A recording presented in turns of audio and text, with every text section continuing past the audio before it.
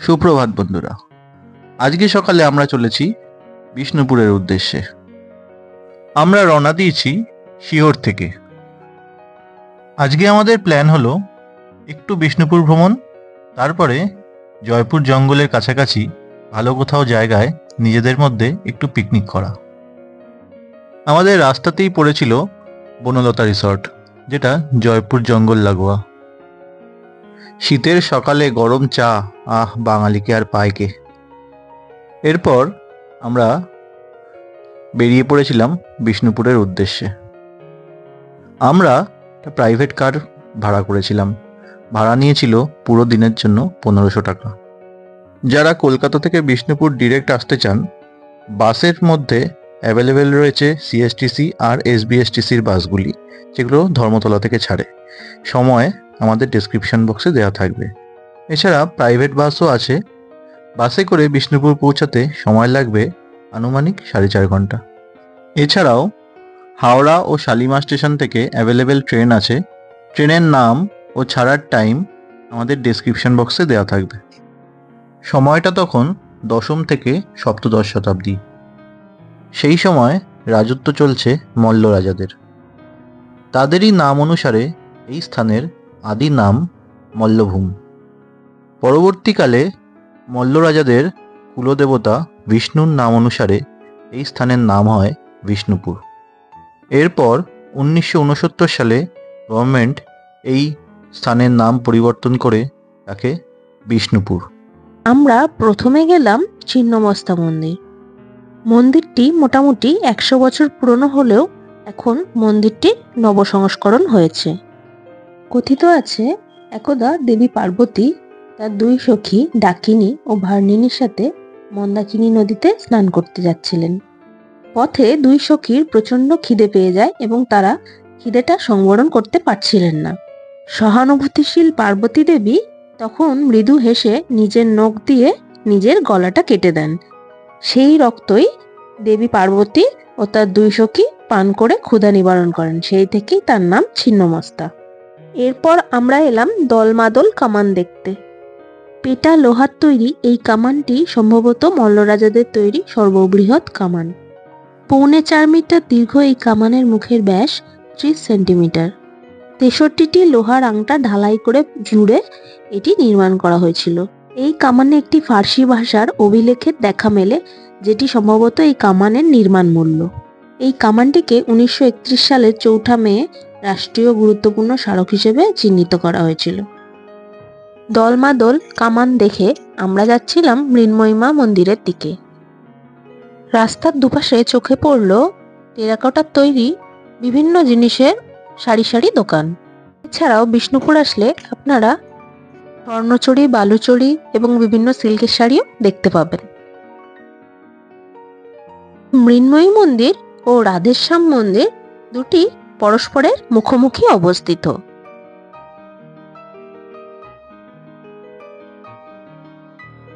এখন আমরা প্রবেশ করছি মৃন্ময়ী মায়ের মন্দিরে। এই মন্দিরটি আনুমানিক 303 মল্লাব্দ, 404 বঙ্গাব্দ অথবা 997 খ্রিস্টাব্দে তৈরি হয়েছিল। তৈরি করেছিলেন রাজা জগৎমল্লা। এই মন্দিরের পেছনে মল্ল রাজাদের রাজবাড়ির ধ্বংসাবশেষ বর্তমান। মৃন্ময়ী মন্দিরে 997 খ্রিস্টাব্দে পশ্চিমবঙ্গের প্রাচীনতম দুর্গাপুজো অনুষ্ঠিত হতো। এখন আমরা প্রবেশ করছি রাধাশ্যাম মন্দির।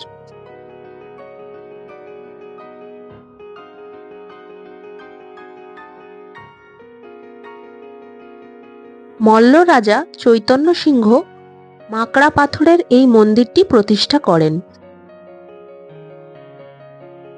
ল্যাটেরাইট পাথর নির্মিত একরত্ন শ্রেণীর এই মন্দিরটি খলিচুনের শিল্পকার্যের জন্য বিশেষভাবে উল্লেখযোগ্য।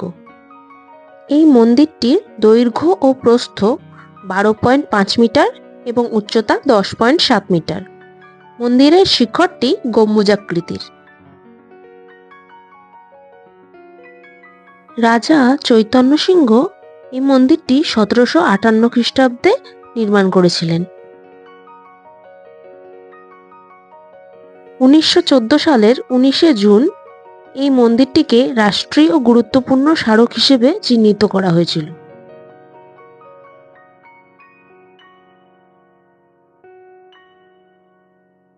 রাধেশ্যাম মন্দির থেকে বেরিয়ে আমরা চললাম জোড়বাংলা মন্দিরের দিকে। এই জোড়বাংলা মন্দিরকে কেষ্টরায় মন্দিরও বলা হয়। 17 শতকের রাজা রঘুনাথ সিংহ দেব দ্বিতীয় দ্বারা নির্মিত বাংলা স্থাপত্যের ঐতিহ্যশালী শৈলীর ছাদ অলঙ্কৃত করা হয় পোড়ামাটির খোদাই করে। এই জোড়বাংলা মন্দিরের প্রবেশ মূল্য ভারতীয়দের জন্য হলো 25 টাকা এবং বিদেশিদের জন্য এই প্রবেশ মূল্য হলো 300 টাকা। জোড়বাংলা মন্দিরের দুই পাশেও রয়েছে সারি সারি বিভিন্ন জিনিসের টেরাকোটার দোকান। এই মন্দিরের দেওয়ালে অঙ্কিত রয়েছে জ্যামিতিক আকারে এবং ফুলচিত্র আকারে রামায়ণ ও মহাভারতের বিভিন্ন দৃশ্য।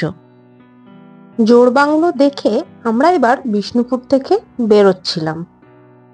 আগেই বলেছি যে আমাদের আজকের উদ্দেশ্য একটা ছোটখাটো পিকনিক করা, যেটা জয়পুরের কাছাকাছি কোথাও হবে।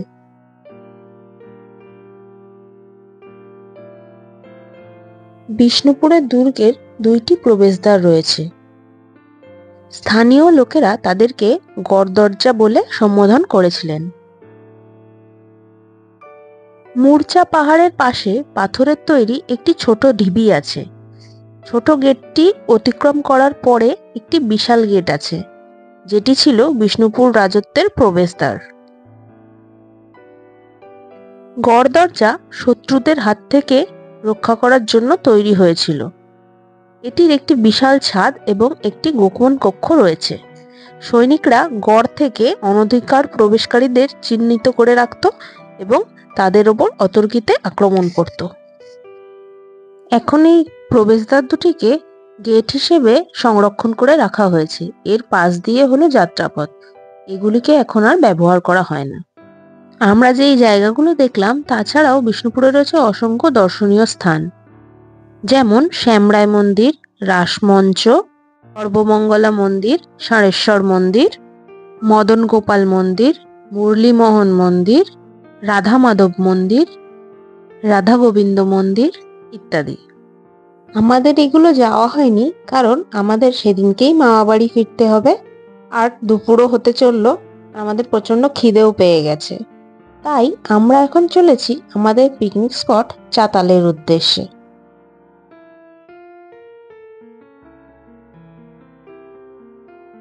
এই চাতাল হলো আমাদের জয়পুর জঙ্গলের ভেতরেই।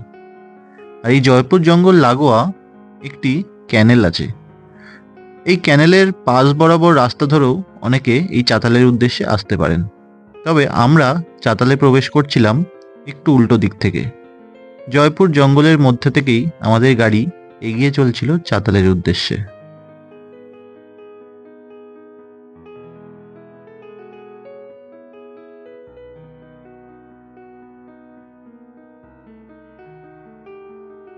যারা আসবেন তারা স্থানীয়দের থেকে একটু জিজ্ঞেস করে আসতে পারেন, কারণ জঙ্গলের ভেতরে জিপিএস অনেক সময় কাজ করে না।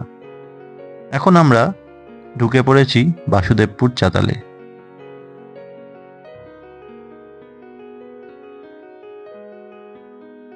দ্বিতীয় বিশ্বযুদ্ধের সময়কার ইতিহাসের সাক্ষী এই চাতাল। স্থানীয়রা এটিকে চাতাল বললেও এটি ছিল অ্যাকচুয়ালি রানওয়ে। 1942 সালে দ্বিতীয় বিশ্বযুদ্ধের সময় যখন নেতাজি উত্তর পূর্ব ভারত থেকে আক্রমণ করেন, ব্রিটিশরা সেই সময় এই রানওয়ে নির্মাণ করেন।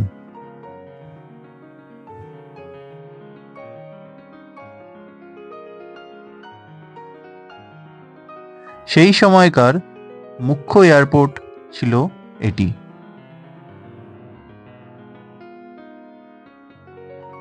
1946 সালের সেপ্টেম্বর মাস থেকে এই রানওয়েটি বন্ধ হয়ে পড়ে রয়েছে। জয়পুর জঙ্গল এখন এই রানওয়ের অধিকাংশই গ্রাস করছে। যে রানওয়ে দিয়ে একসময় বিমান উড়ত, এখন আমরা সেই রানওয়ে দিয়ে গাড়ি চালাচ্ছি। ভেবেও একটা আনন্দ লাগছে। শুধু গাড়িই চালাচ্ছি নয়, এটি শীতকালীন একটা ভালোই পিকনিক স্পট। অনেককেই দেখলাম এখানে এসে পিকনিক করছে, আমরাও এখানেই পিকনিক করতে এসেছি। অনেক পুরনো হলেও রানওয়েটা কিন্তু এখনো বেশ পোক্তই রয়েছে, ফাটল কিন্তু সেরকম চোখে পড়ে না।